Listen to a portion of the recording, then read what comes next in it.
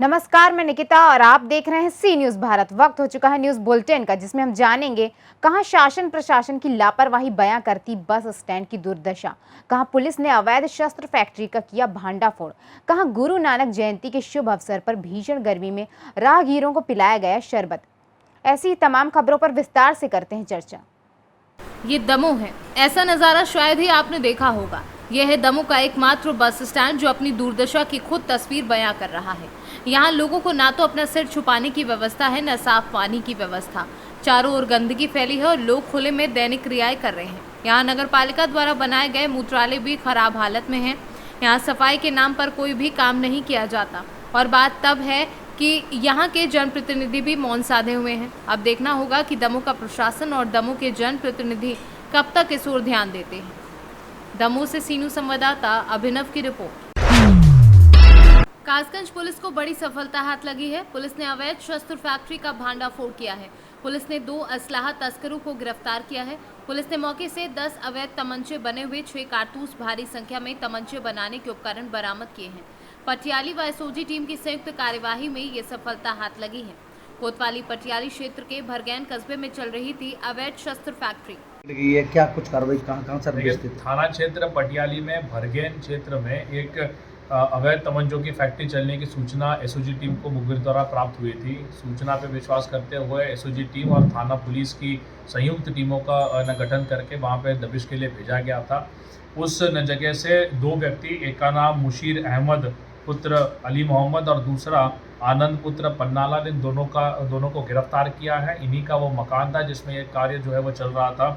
इसमें 10 जो है वो तमंचे, 315 बोर के 5 जिंदा कारतूस, एक जिंदा कारतूस 32 बोर का, अन्य कुछ ऐसे औजार मिले जो फैक्ट्री में अवैध तमंचों के इस्तेमाल होते हैं। कासगंज से सीनू संवाददाता केशव उपाध्याय की रिपोर्ट। सुगौली में ध्वस्त व जर्जर रिंग बांध की मरम्मती व निर्माण सहित अन्य मांगों के समर्थन में राजद का अनिश्चितकालीन अनशन शुरू हुआ। सुगौली अंचल कार्यालय के समक्ष राजद नेता व कार्यकर्ता अनशन पर बैठे। अनशन के दौरान राजद नेताओं ने सुकुल पाकड़ पंचायत के धुमनी टोला से रोशनपुर सपाहा होते हुए भवानीपुर तक रिंग बांध की मरम्मती कार्य करने, प्रधानमंत्री आवास योजना में घूसखोरी बंद करने, नल जल योजना में हुई लूट खसूट की उच्च स्तरीय जांच कराने, महुआनी में ध्वस्त हुए पुल के संवेदक पर कार्यवाही करते हुए अविलंब करने, पूर्व के बाढ़ में बाढ़ से बेघर हुए परिवारों को जमीन व आवास उपलब्ध कराने के संबंध में, वहीं सीडीपीओ द्वारा आंगनवाड़ी केंद्रों पर की जा रही लूट बंद कराने की मांग की। यहाँ मुद्दा है मेरा लाल परसा और शहरी क्षेत्र में जो बाढ़ का समस्या है, इसको निजात दिलाना मेरा मुद्दा है। आंगनबाड़ी में भ्रष्टाचार है, उस पर मुद्दा है। राशन कार्ड में भ्रष्टाचार है, वो मुद्दा है।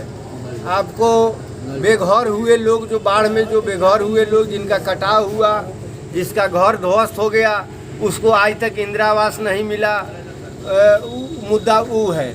मुद्दा है यहाँ पर अवैध नर्सिंग होम धड़ल्ले से चल रहा है, लोगों के जान माल का सुरक्षा नहीं है, मुद्दा हमारा वह है। मुद्दा है यहाँ सीडीपीओ के द्वारा जो सभी आंगन केंद्रों पर महीना तहसील कर और यहाँ के पदाधिकारी लोग बार बार बहाना बनाते हैं कि हमको ऊपर तक पैसा लगता है, हमको एसडीओ को देना पड़ता है, फलना को देना पड़ता है, फलना को देना पड़ता है। जिस विभाग में जाइए सभी लोग यही रोना रोते हैं कि हमको ऊपर तक देना पड़ता है।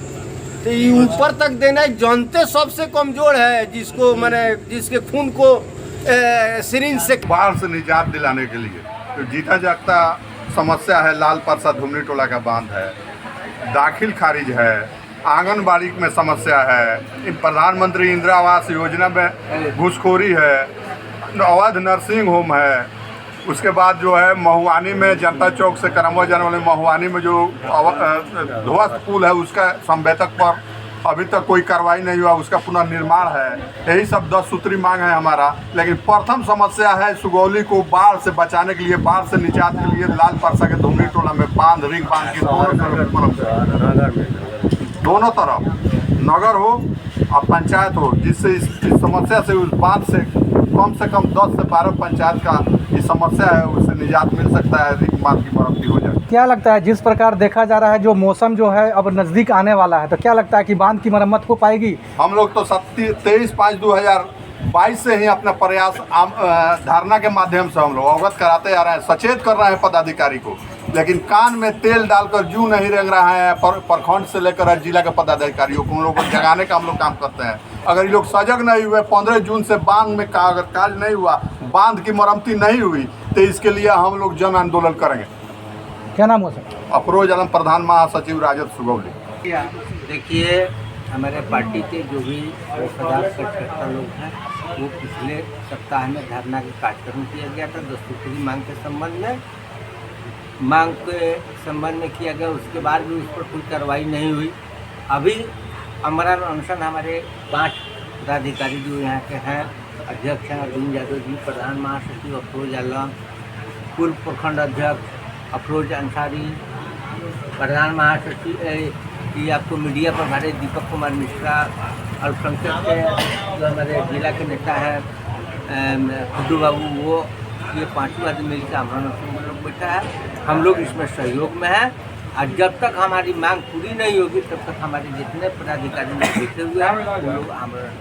सर क्या नाम हुआ आपका? रियाजुल रखमुन्ना, प्रदेश उपाध्यक्ष। मोतिहारी से सीनू संवाददाता वीरेंद्र कुमार गुप्ता की रिपोर्ट। प्रतापगढ़ में गुरु नानक जयंती के शुभ अवसर पर भीषण गर्मी में राहगीरों को पिलाया गया शरबत।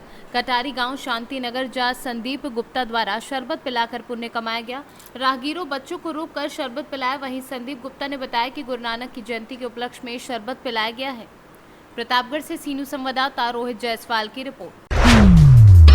मध्य प्रदेश के रीवा तहसील थियोतर के लहंगिया में पानी की टंकी बन रही है, जहां पानी की टंकी बनने के दौरान बड़ा भ्रष्टाचार सामने आ रहा है। वहां मौजूद लोगों का क्या कुछ कहना है, आइए आपको सुनवाते हैं। क्या नाम भैया? ललन प्रसाद।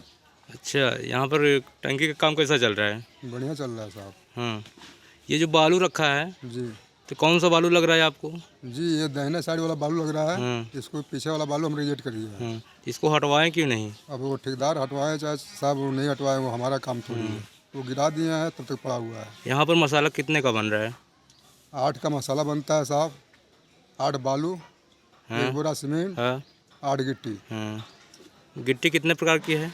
गिट्टी 2 प्रकार की है। 2 प्रकार की है। हाँ, छोटी और बड़ी? एक छोटी एक बड़ी। हाँ। आपका नाम क्या है? मंटू कुमार। मंटू कुमार। आगे पूरा नाम बताइए। माझी। माझी। अच्छा, ये बताइए कि यहाँ पर काम जो चल रहा है, मसाला कितने का बन रहा है? 7 बालू डाल देते हैं। हाँ। कभी 8 भी डाल देते हैं। हाँ। और 8 गिट्टी डाल देते हैं और 1 बोरा सीमेंट। कितने दिन से काम चल रहा है? ये 3 महीना हो गया। 3 महीना हो गया। हाँ। अभी कितना महीना लग जाएगा? 3 महीने से कर रहे हैं। 2 महीना का। रीवा से सीनू संवाददाता गंगा प्रसाद की रिपोर्ट। कहने के लिए हम वैज्ञानिक युग में हैं, पर अंधविश्वास के चक्कर में कुछ लोग बच्चों की जान से भी खिलवाड़ करने से नहीं चूकते। बलिया के बेलथरा रोड से एक ऐसा ही वीडियो सोशल मीडिया पर वायरल हो रहा है, जहां धार्मिक पूजा के नाम पर मासूम बच्चों को जलती हुई लकड़ियों के ऊपर से दौड़ाया जा रहा है। वीडियो में दिख रहा है कि गोल घेरे में आग जल रही है, जिसके चारों तरफ कुछ युवा और बच्चे दौड़ रहे हैं। पहले युवा जलती हुई आग पर नंगे पांव दौड़ते हैं और तभी बेहद कम उम्र के बच्चे भी जैसे ही जलती हुई आग के पास पहुंचते हैं तो वो डर जाते हैं। वहां खड़ा एक पुजारी बच्चों को जबरदस्ती आग पर दौड़ने का दबाव बनाता है और बच्चे एक एक कर आग का दरिया पार करते हैं। बलिया से सीनू संवाददाता आनंद दुबे की रिपोर्ट। फतेहपुर प्रखंड के गोहरा गांव में आपसी विवाद में 2 पक्षों में मारपीट, जिसमें एक व्यक्ति गंभीर रूप से हुआ घायल। घायल व्यक्ति को परिजनों के द्वारा फतेहपुर सामुदायिक स्वास्थ्य केंद्र में इलाज के लिए भर्ती कराया गया है। घायल व्यक्ति के परिजन के द्वारा फतेहपुर थाना में लिखित आवेदन दिया गया है। बिहार से सीनू संवाददाता विकास की रिपोर्ट।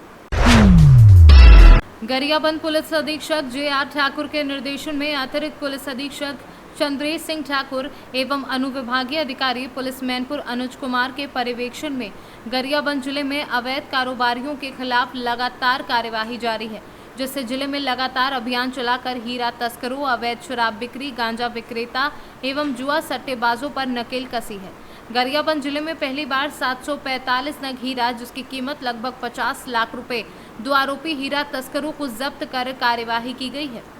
सर क्या है पूरा मामला और कितने लोग की गिरफ्तारी हुई? देखिए, अभी कल मुखबिर से सूचना मिली थी कि सोभा थाना क्षेत्र में कुछ हीरे के तस्कर आए हुए हैं, जो कि जुगाड़ क्षेत्र से भी हीरे के कुछ नग लेकर के उड़ीसा की तरफ जा रहे हैं, जिस पर सोभा थाना के पास घेराबंदी किया गया था। और उसमें एक स्कूटी में 2 लोग सवार थे। उनके वाहन को चेक करने पर पता चला कि ये इनके पास 745 में हीरा मिला, जिस संबंध में उनसे वैध कागजात की मांग की गई। उनके द्वारा कागजात प्रस्तुत नहीं करने पर थाना सोभा में इनके खिलाफ 379 और इसके अलावा 421 माइनिंग एक्ट के तहत कार्रवाई की गई है और आरोपी गिरफ्तार कर अभी न्यायालय में पेश किया जाएगा। सर हीरे की कीमत क्या है? देखिए, हीरे की कीमत एक जो होता है, जो तराशा हुआ रहता है, उसकी कीमत अलग और इसकी कीमत अलग हुई। इसकी कीमत लगभग 50 लाख के आसपास होगी, क्योंकि मार्केट रेट से हम इसमें कम बता रहे हैं, क्योंकि अब ये तराशा हुआ नहीं है। फिर भी इसकी कीमत 50 लाख के आसपास है। छत्तीसगढ़ से सी न्यूज संवाददाता मनोज गोस्वामी की रिपोर्ट। जौनपुर में थाना लाइन बाजार पुलिस ने नकली एशियन पेंट बनाने वाले एक युवक को गिरफ्तार किया है, जिसके कब्जे से 535 खाली बाल्टी, 480 हैंडल, 514 ढक्कन व 512 एशियन नकली स्टिकर बरामद किए हैं। एसपी सिटी ने मामले का खुलासा करते हुए बताया कि एशियन पेंट के प्रतिनिधि मनोज सिंह ने शिकायत की थी कि एक व्यक्ति द्वारा नकली एशियन पेंट बनाया जा रहा है। शिकायत पर लाइन बाजार थाने की पुलिस ने मियापुर में अभियुक्त के घर से दबिश देकर पकड़ लिया। पकड़े गए व्यक्ति से नाम पता पूछा गया तो उसने अपना नाम बख्तियार पुत्र महमूद आलम बताया।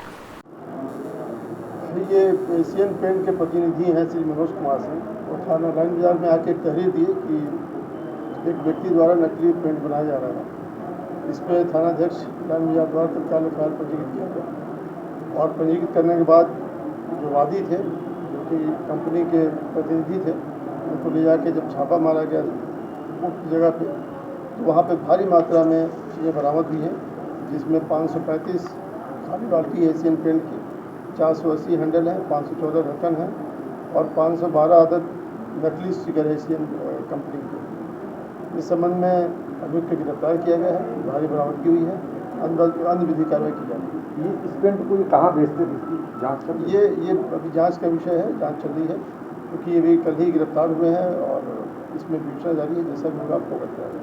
क्या ये पहले पेंट भेजते थे, पहली बार इस तरह का?